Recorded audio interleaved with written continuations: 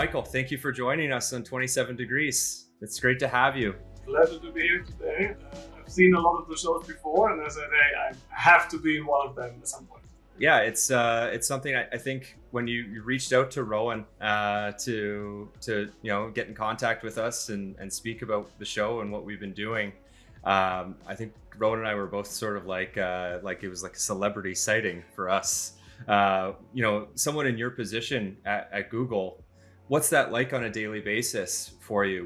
We're curious as two aspiring evangelists ourselves. Well, it's an exciting position, as you can imagine. It's being based in Europe and covering a global responsibility is interesting to cover. The APAC team in the morning, then EMEA during the day, and the US in the evening. I see a lot, I hear a lot. It's very external facing, so I have a lot of customer engagement and discussions. So I have the pleasure to speak with a lot of C-level executives of very large and interesting companies, and to hear what they are doing, also discuss and share what we are building and shaping around here on the Google side. And yeah, it's surely a lot of fun. Michael, we know through our work with you that some of these conversations that you have with executives and organizations that you may be looking to explore the benefits of Workspace with, there must be some common themes that come out of these conversations, especially as we think about the changing nature of work and maybe some of the evolution that's happened over the last couple of years. What are some of those common themes? And maybe we can explore how other organizations, if they're thinking about those, maybe how Workspace can help solve some of the problems that we're facing. Yeah, there are a couple of views that I hear or that I realize. It's still in the time, although we have had the pandemic or still have it, however you define it, that a lot of companies still don't have a plan how the future of work will be for them.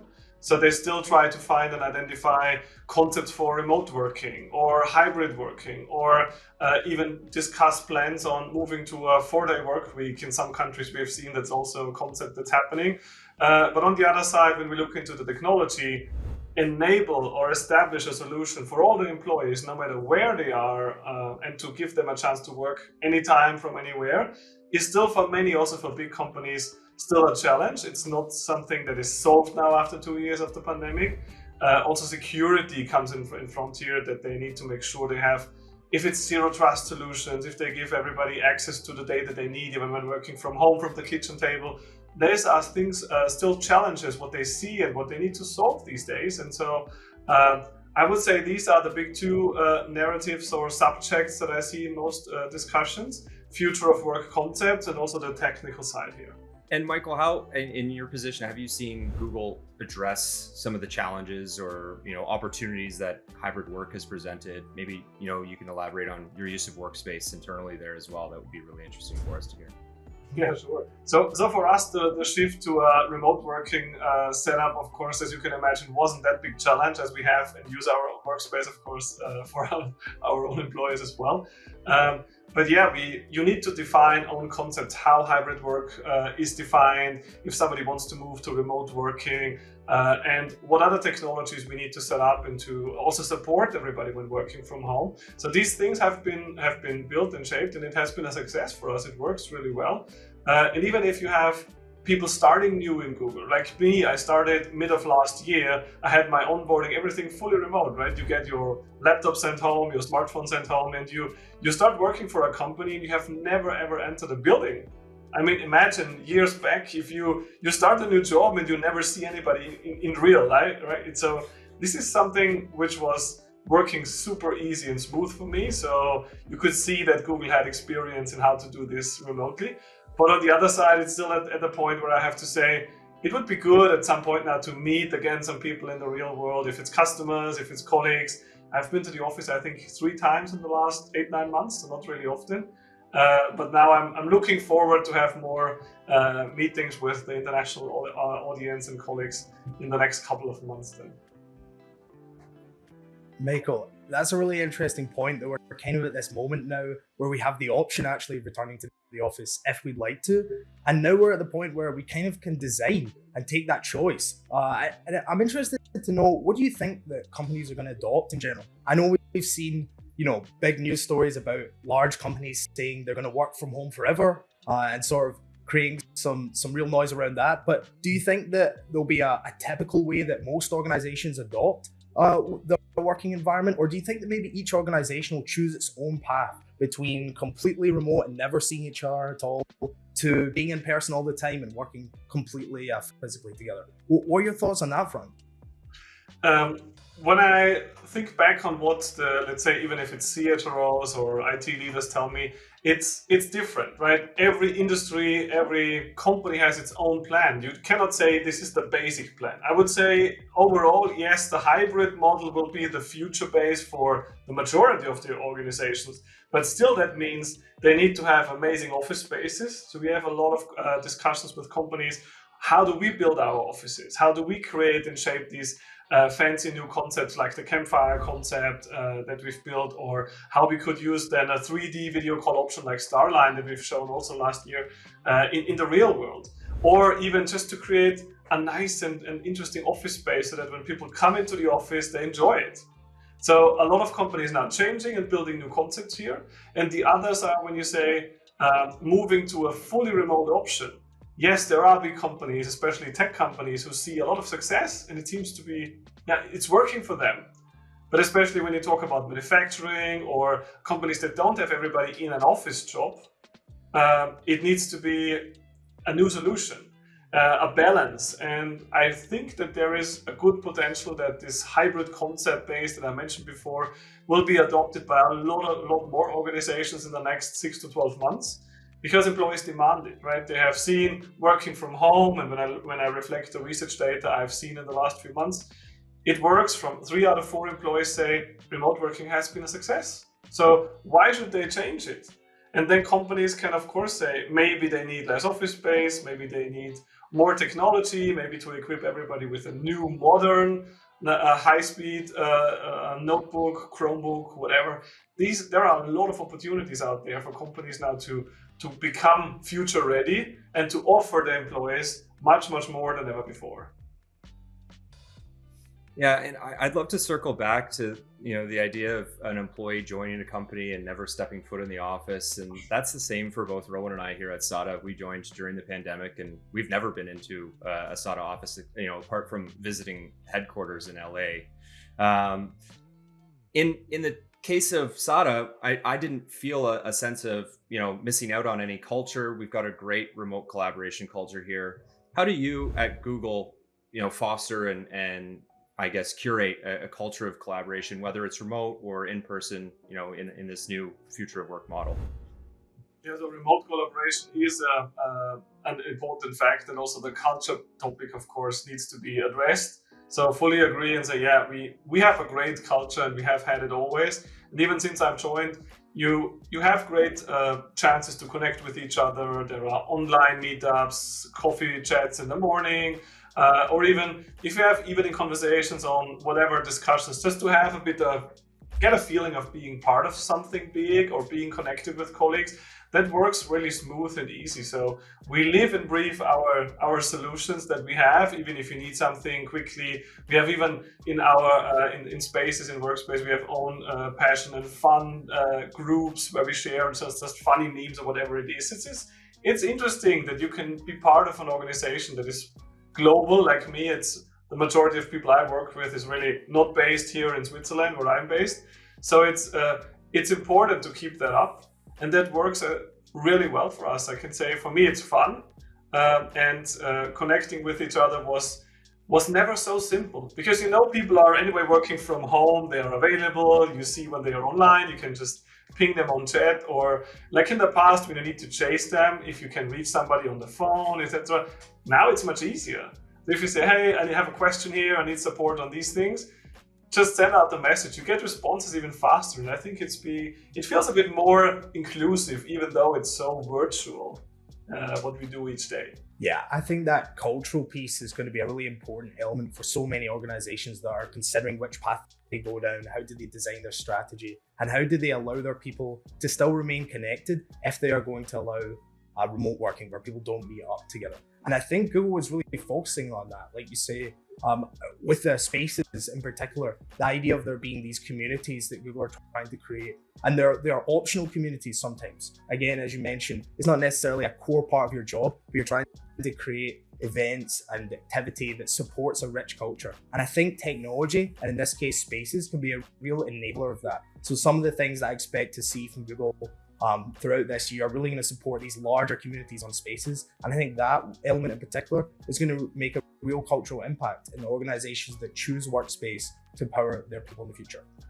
Yeah, sure. So I think Spaces is a great feature really to collaborate and exchange internally. So it's when we started using it, it grew massively from usage internally, what people share, how they use it. It's so simple, right? In the past, when we were sending around mass emails or with distribution lists and having 20 people on it, just send it in Spaces, you get responses, you get things linked and shared. It's so easy to collaborate. I think it helps a lot to get things done faster and simpler, no matter where they are or even when it comes to time zones, in my case.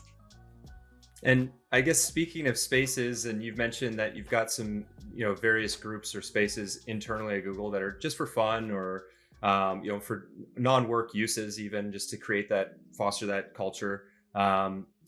We've seen on the roadmap that there's perhaps passive spaces coming. What else can we expect from Workspace in 2022?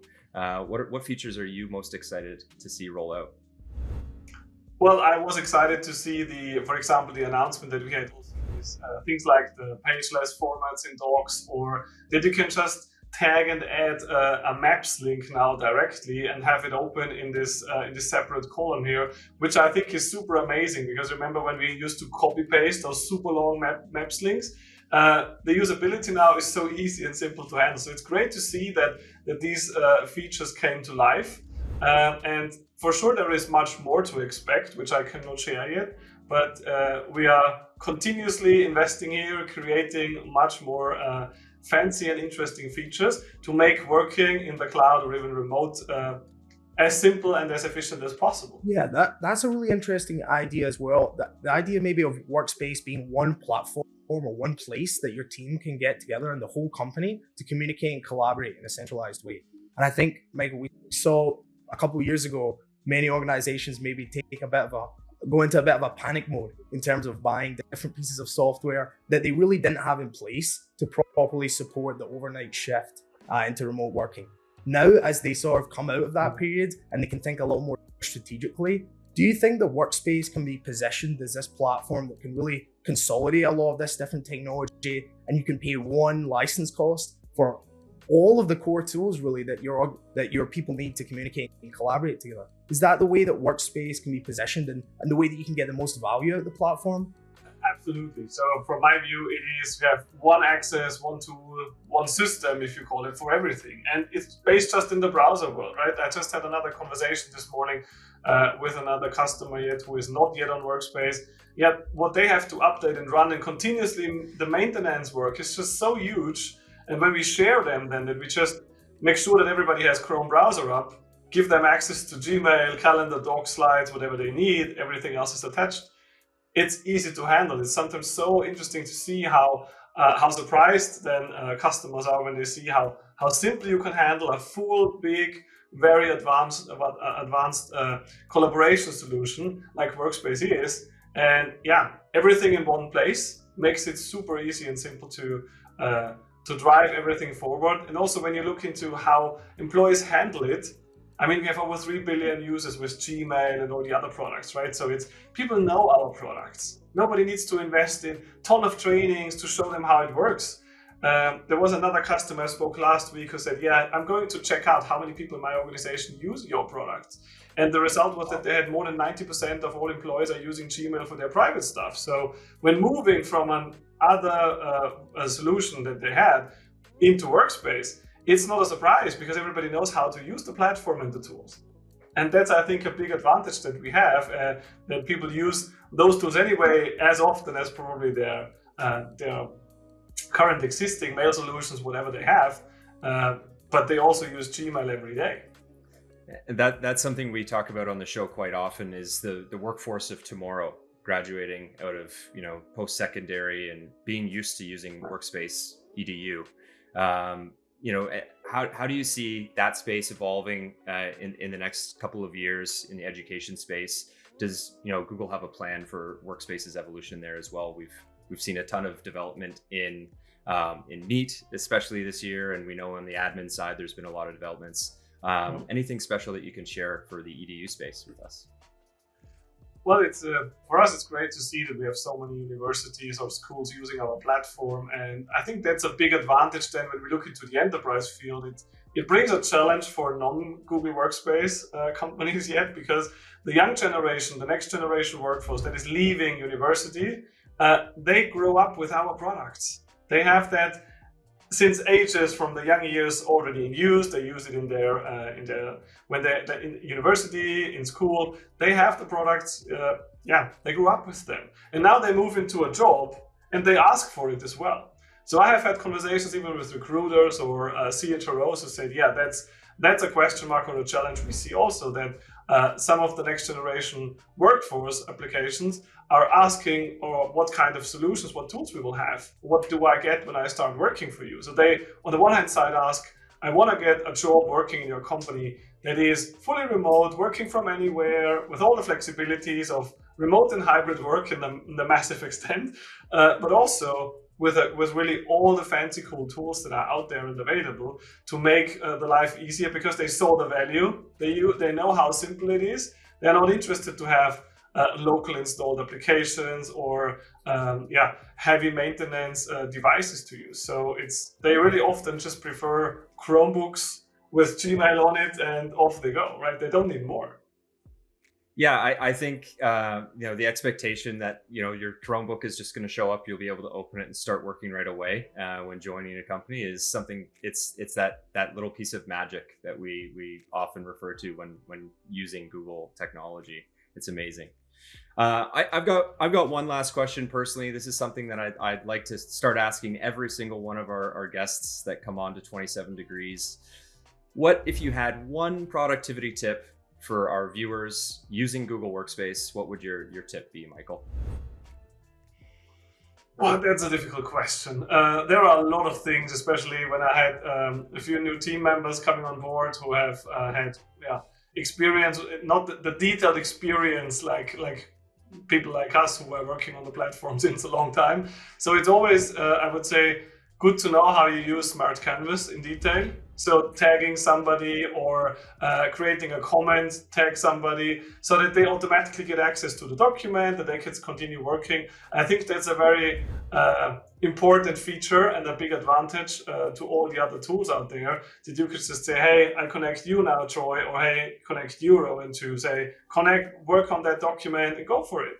I think that established so much simplicity that working together makes it so fast, smooth, simple. Yeah, I'm incredibly excited to see how those Smart Canvas capabilities evolve as sheets and docs become this more interactive sort of web-based experience where you can involve other people and link to other content on the web as well in a clever way, and really be more efficient when working together remotely. So very excited to see how that evolves for sure. Michael, thank you so much for joining us on the show. I really appreciate you taking some time to sit down and record a conversation with us.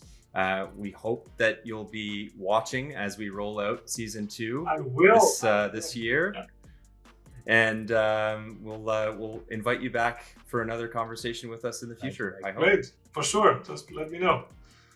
Thanks, guys. It was a pleasure to be here.